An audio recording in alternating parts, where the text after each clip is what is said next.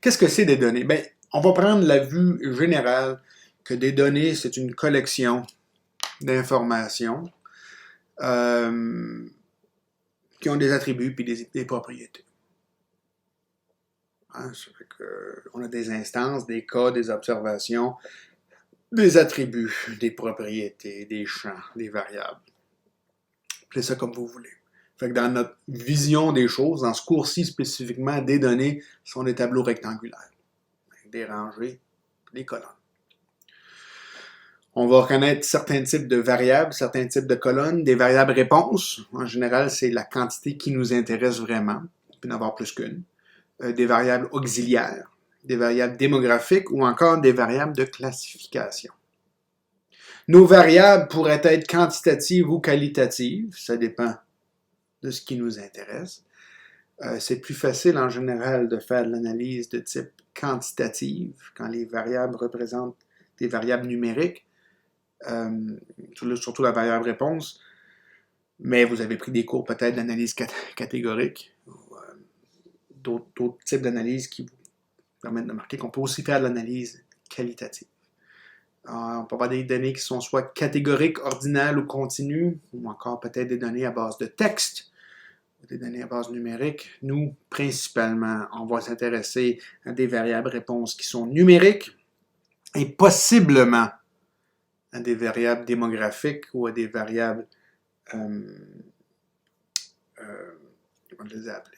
Excusez, de classification qui vont être catégoriques, potentiellement ordinales.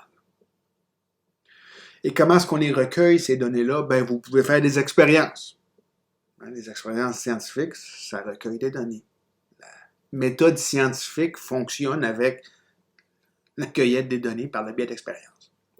Vous pouvez aussi avoir des entretiens, des entrevues avec des unités d'échantillonnage. Vous pouvez faire des enquêtes.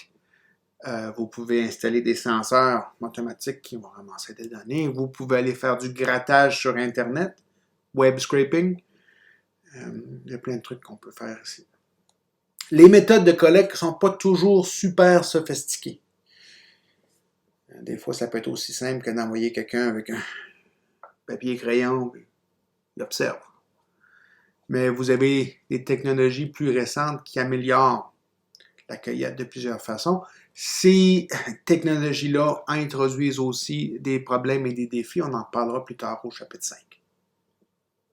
Vous pouvez faire la collecte des données en un seul passage, c'est-à-dire que vous passez une fois, puis vous ramassez toutes vos données. Vous pouvez le faire par lot, en anglais on dit par batch.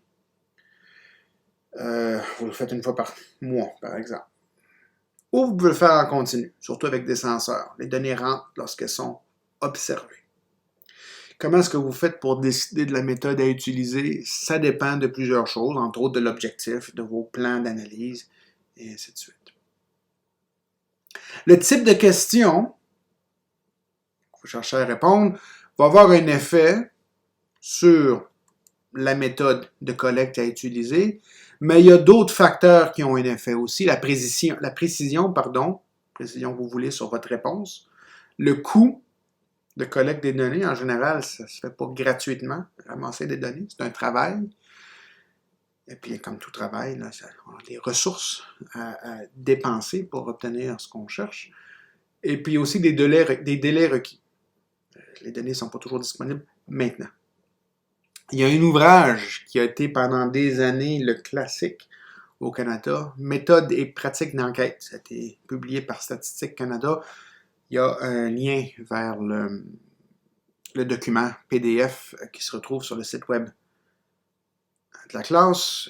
Il y a plein de renseignements pertinents, même maintenant qu'on travaille à l'heure des données massives, sur l'échantillonnage probabiliste puis le design de questionnaires. Fait que vous pouvez aller chercher de l'information là-dessus sur comment aller ramasser des questions, des données, pardon.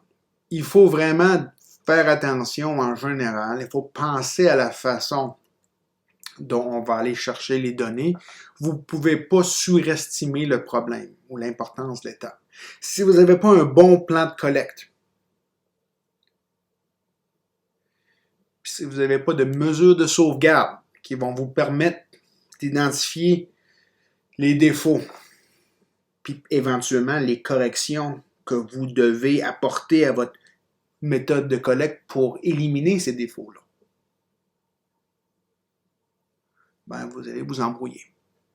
Vous embrouiller, ce que ça veut dire, c'est que vous allez tirer des conclusions, que vous allez essayer d'appliquer une population réelle, et là, vous allez avoir des résultats qui n'ont pas d'allure. Vos décisions vont être prises, vont se fonder sur des trucs qui n'ont pas de sens, puis ça finit par coûter de l'argent, d'une part, mais aussi ça peut être des décisions atroces ou catastrophiques.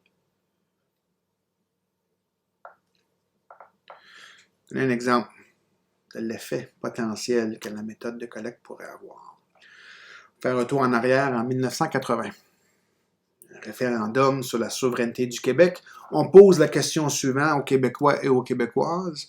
Le gouvernement du Québec a fait connaître sa proposition d'en arriver avec le reste du Canada une nouvelle entente fondée sur le principe de l'égalité des peuples.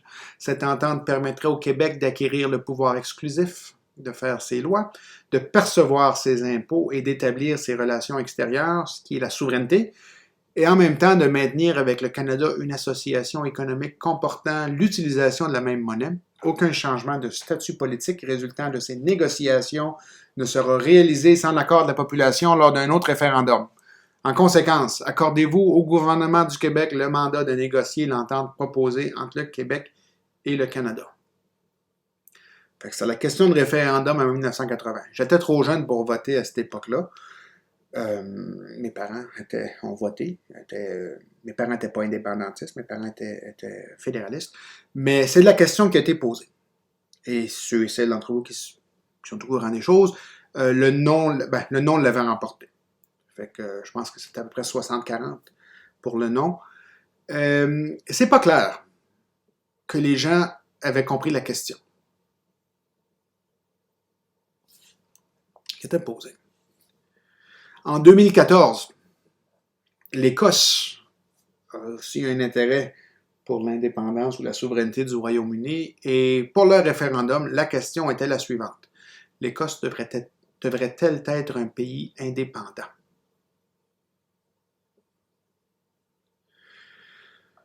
Dans les deux cas, vous avez eu le même résultat final, c'est-à-dire que le non a remporté.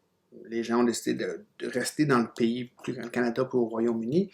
Mais le non écossais de 2014 était plus réel, plus solide que le non québécois de 1980, même si le non écossais l'avait remporté par une plus faible marge de victoire. 55% des voix avaient dit non au référendum sur l'indépendance de l'Écosse. Puis à peu près 60% des voix avaient dit non au référendum du Québec, sur l'indépendance du Québec. Mais on a plus confiance au non écossais parce que la question qui a été posée ici n'est pas une bonne question. C'est une question qui embrouille. Là, je sais pas, j'étais trop jeune à l'époque pour vraiment comprendre comment ces choses-là allaient se dérouler. Je sais pas c'était quoi le vrai pourcentage de la population québécoise qui voulait l'indépendance ou la souveraineté, puis celle qui ne le voulait pas. Mais les résultats obtenus n'étaient peut-être pas des résultats qui nous permettaient de vraiment comprendre ou de capter ce désir-là dans les populations. Le choix de la question avait un rôle à jouer. Est-ce que vous croyez, par exemple, que les responsables du référendum écossais ont appris quelque chose du référendum sur la souveraineté du Québec en 1980?